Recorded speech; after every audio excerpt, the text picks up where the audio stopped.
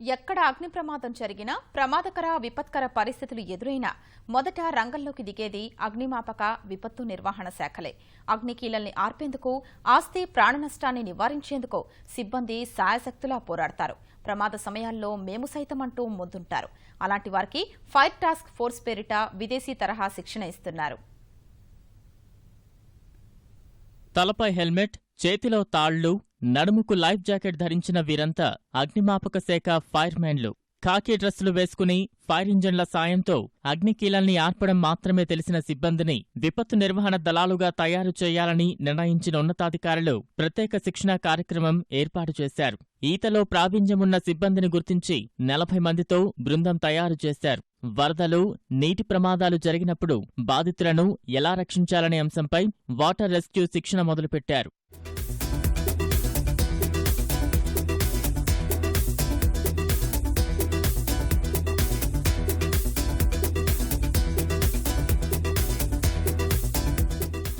ప్రకాశం బ్యారేజీ ఎగువన కృష్ణానదిలో నిపుణుల పర్యవేక్షణలో శిక్షణ ఇస్తున్నారు.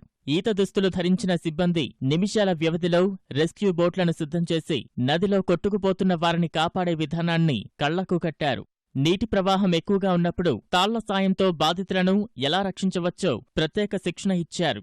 నీట మునిగిన వారిని రక్షించడం, చనిపోయిన వారి మృతదేహాలు వెలికితీసేందుకు సిబ్బంది ప్రత్యేక శిక్షణ తీసుకుంటున్నారు.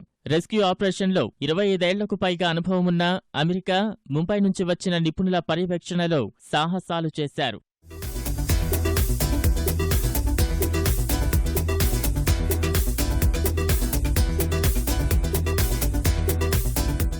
శిక్షణ ఇవ్వడంలో ముఖ్య ఉద్దేశం ఏంటంటే, ఈ fire services department, AP state disaster response డిపార్ట్మెంట్లో ఈ ఒక స్పెషలైజ్డ్ టీమ్స్ తయారు చేయాలని ఒక సంకల్పంతో ఈరోజు 40 మంది మా ఫైర్మెన్స్ని ఐడెంటిఫై చేసి ఆ 40 మందికి ఒక అడ్వాన్స్డ్ రెస్క్యూ ఆపరేషన్స్, తర్వాత సెర్చ్ ఆపరేషన్స్, తర్వాత వీళ్ళకి రోప్ రెస్క్యూ ఆపరేషన్స్, డిఫరెంట్ టెక్నిక్స్లో వీళ్ళకి ట్రైనింగ్ ఇప్పించడం జరుగుతుంది. అమెరికా నుంచి ఒక ట్రైనరు, తర్వాత ముంబై నుంచి ఒక టీము వచ్చి వీళ్ళకి రెగ్యులర్గా 10 days కంటిన్యూస్ ట్రైనింగ్ ఇప్పించడం జరుగుతుంది. మొత్తం అంతా మనకి సీ కోస్టే కాబట్టి అక్కడ ఒరిస్సాలో సీలో ట్రైనింగ్ ఇస్తున్నారు వాళ్ళకి.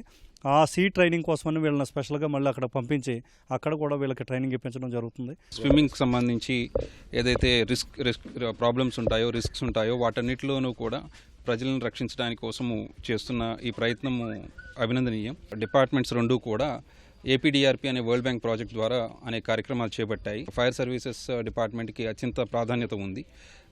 అనేక విపత్తుల సందర్భంగా ప్రజలను రక్షించడంలో వారు చేస్తున్న కృషి ఎంతో అభినందనీయం. ఖచ్చితంగా డిపార్ట్మెంట్ తరఫున వారికి ప్రత్యేకంగా నిధులు విడుదల చేయడం కూడా వారికి సపోర్ట్ చేయడం జరుగుతుంది. 10 రోజుల పాటు జరిగే శిక్షణలో విభిన్న అంశాల్లో తర్ఫీదు ఇవ్వనున్నారు. కొండలు, గుట్టలను ఎక్కే విధానం సహా రహదారులపై ప్రమాదాల సమయంలో బాధితులను ఎలా రక్షించాలనే విషయమై శిక్షణ ఇస్తున్నట్లు అధికారులు తెలిపారు. నీళ్ళలో పడిన వాళ్ళని రకరకాల ఎక్విప్మెంట్ యూజ్ చేసి ఏ విధంగా సేవ్ చేయడమే కాకుండా స్పీడ్ బోట్స్ ఎట్లా యూజ్ చేయాలి, దాంట్లో మళ్ళీ డిఫరెంట్ జాబ్స్, బోట్స్ నడిపే వాళ్ళకి సపరేట్ ట్రైనింగ్ ఉంటుంది, క్రూ పర్సన్స్ అని వాళ్ళకి సపరేట్ ట్రైనింగ్ ఉంటుంది. రక్షించి తీసుకొచ్చిన వాళ్ళని మళ్ళీ డాక్టర్ దగ్గర కానీ లేకపోతే హాస్పిటల్కి వెళ్ళే లోపల ఇవ్వాల్సిన మొదటి ప్రథమ చికిత్స, దాంట్లో అడ్వాన్స్డ్ ఫస్ట్ ఎయిడ్, ఈ ట్రైనింగ్స్ అన్ని మళ్ళీ ఇంకొక సెట్ లాగా తయారవుతుంది. Andhra Pradesh fire department is taking very beautiful initiatives. వాళ్ళతో కలిసి పనిచేయడం ఇట్ ఇస్ బ్యూటిఫుల్. సాహసోపేతమైన శిక్షణను సమర్థంగా పూర్తి చేసి ప్రతిభ కనబరిచిన వారికి ప్రోత్సాహకాలు ఇవ్వాలని ఉన్నతాధికారులు నిర్ణయించారు. మెరికల్ లాంటి ఈ ఫైర్ రెస్క్యూ టీమ్స్ అందుబాటులోకి వస్తే విపత్తు సమయాల్లో బాధితులకు వీలైనంత వేగంగా రక్షణ సహాయ కార్యక్రమాలు అందనున్నాయి. కెమెరామెన్ బిఎన్ఆర్తో కలిసి వెంకటరమణ, ఈటీవీ న్యూస్, విజయవాడ.